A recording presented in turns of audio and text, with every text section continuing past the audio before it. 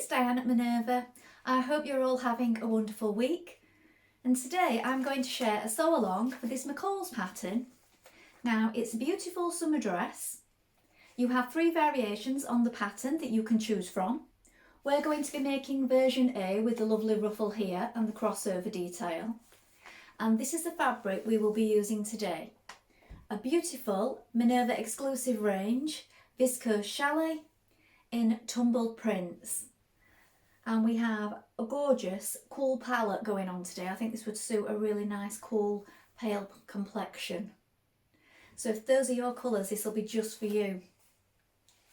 Now here's what you'll need to make this garment: the McCall's pattern, the fabric and a matching thread. All of those items will be tagged below should you wish to sew along with me. Remember to wash and prepare your fabric before you begin, and also to check your sizing on the packet. It's always best to do this to ensure a perfect fit. The fabric is 100% viscose and I'm sure you're going to love working with it. Now let's go and cut our pattern pieces together. So here are our pattern pieces. So first of all we have our skirt front. Now this is for A, B, C and D. Your straight grain is this way. Here is your centre front. Here is your waistline. Make a note of your notches and these markings here. And we're going to cut 2. Here we have our skirt back for A, B, C and D. The grain line is going this way on this one. Here. Lengthen or shorten at this point where these double lines are. Make a note of your notches, all your other markings, and we have a 1.5 centimetre seam allowance. Again, cut 2. Here are our bodice pieces for A, B, C and D. Now with this one you want to make sure that you cut the correct cup size. So for this particular pattern I've cut in a size 14 and I've cut a cup size C. So you do want to check because there are different cup sizes. When you've done that, make a note of the notches, the darts and the circles. The centre front is here and the grain line is going this way. You cut 2 of fabric and 2 of lining for this one. Here is your back. This time we're going to cut on the fold. Here is the fold. Cut 1 of lining and 1 of fabric. Lengthen or shorten at this point and note your markings. Here we have our flounce pieces for our dress. So this is for versions A and B. So we're making A. So for this one here, we're going to cut 1 on the fold. So this is the centre back here. Cut 1 in fabric on the fold. And then this one is for the front flounce. This is your grain line. Mark your notches. And then here we have the shoulder straps. Cut 2. Now we're ready to begin making our dress. First of all, you want to wind half of your thread onto your spool. Check your machine needle is sharp. I'm using a universal size 70 standard size needle today. I find this is best for viscose chalet. You might wish to try on a little piece of scrap fabric and see what works best for you. When you've done that, we're going to take our front pieces and stitch in our dart. Now that's our first job. So let's do that together now. So we are working from this marking here, there's a point look, to this marking here. We're going to pinch those together and come towards your point of your dart that you will have marked here. Now I've used a pencil, you might have used a pin or some chalk. So we're starting at this outer edge by bringing these 2 markings together like this.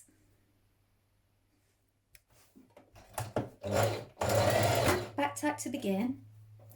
And we're working towards this point, but we don't want to go off too suddenly, so this needs to be gradual as you come to this point.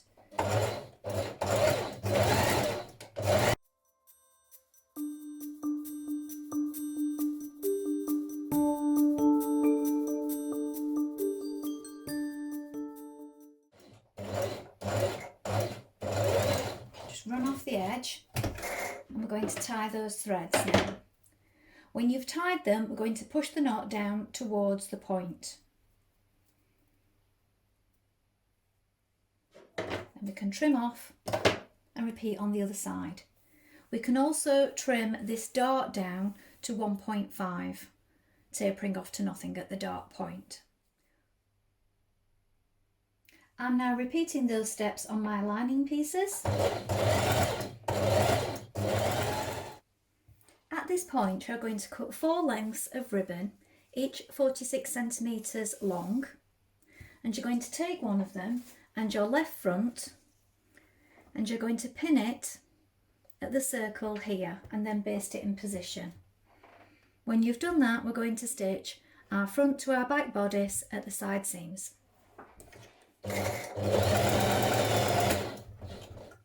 So here I have my fronts facing upwards and my back piece facing downwards.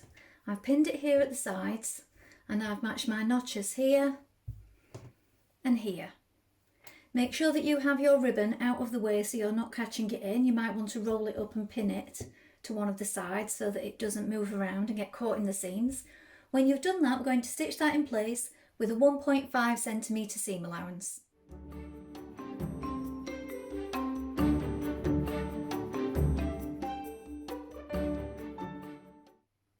Now I'm repeating those steps on my lining pieces.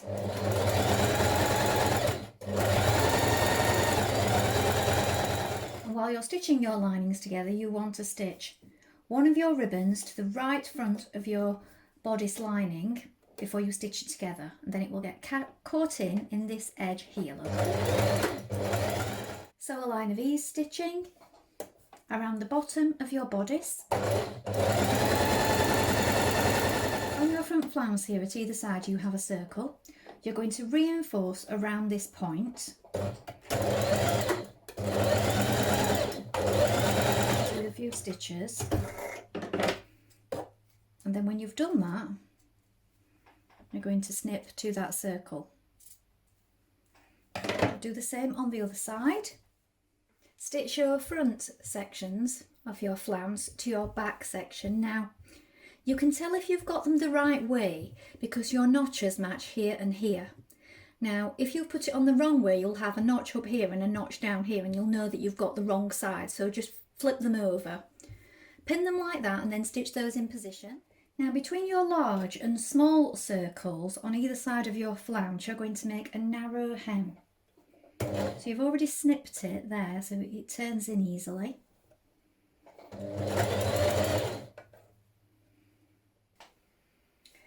So now at this point you would hem the bottom of your flounce, but I just find it's better if you use either a zigzag stitch with your stitch length pulled shorter, and just play around with the length of your zigzag stitch if that's what you're using, or your overlocker.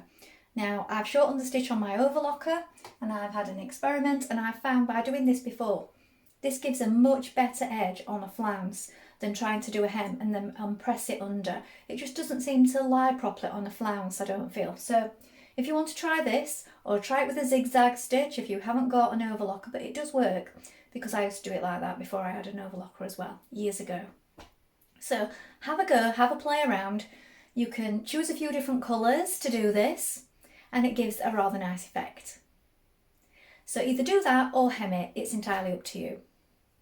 When you are pinning your flounce onto your top, make sure that you do have it the right way up, because it's very easy to pop it on the wrong way.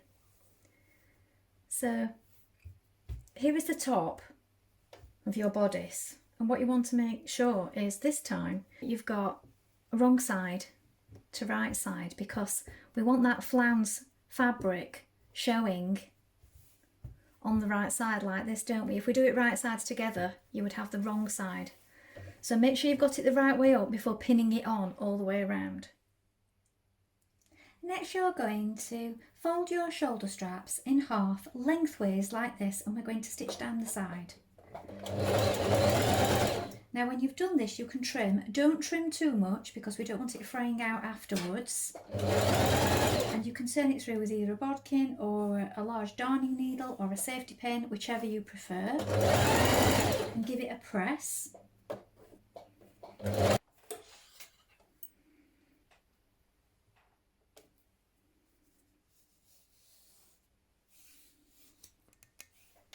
So match up all of your notches while you're pinning on and stitching your flounce.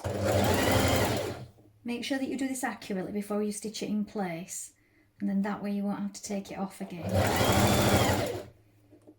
Baste your straps in place over the top of your flounce at the back.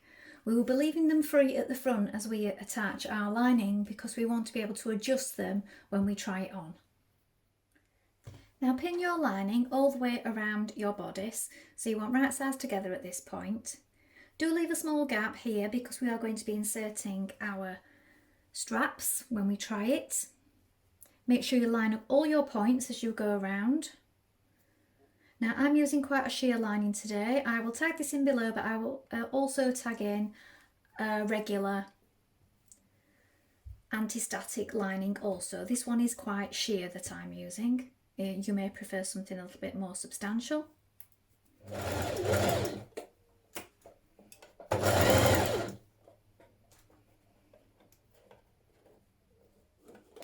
Stitching your remaining ribbons either side of the front bodice. Stitch your skirt back sections together, so it's where you have these three notches here.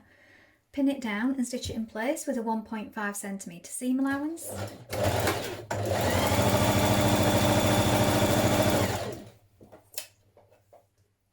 Next, stitch your skirt front to your skirt back at the side seams, so we're matching this notch here at the side. Turn up a narrow hem on the bottom of your skirt, and we're doing this for all views unless you're adding the ruffle to the bottom, of course.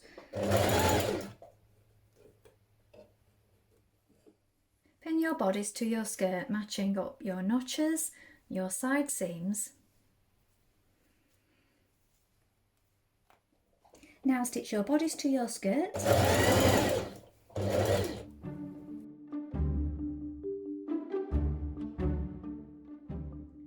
Now at this point, pin your lining to your dress on the inside so that it's turned up like this. You want to make sure it's even, of course. When you do so, make sure you don't catch any of the flounce or anything underneath. So you could do it by machine, but I'm going to do it by hand. So I'm going to stitch that in place. Then when I've done that, I'm going to add in to my side seam a Minerva Maker label. And these say hashtag Minerva Maker on the back. And then I'm just going to add that in just there at the side seam. I'll tag those below along with the other products. So here is the finished dress, and I think it's got a really pretty shape. These parts here at the sides are designed to come over your arms, this part of the flounce here, but if you didn't like that, I don't see any reason why you couldn't stitch that to the side under the arm and have it going under the arm if you wished. But that is the style. The style is to fall over the arm, the upper arm. And I like the way the flounces fall on this and the nice crossover detail at the front. Well, I hope you've enjoyed sewing along with me today. Have you made this pattern before? If so, let us know in the comments below along with any photographs. We always love to see what you've been making. Also, why not take a look at the Minerva Craft Club and get 10% off all your orders for a whole year? Or create a free account with us. You can share all your projects online and connect with our wonderful worldwide sewing community. And that's all completely free.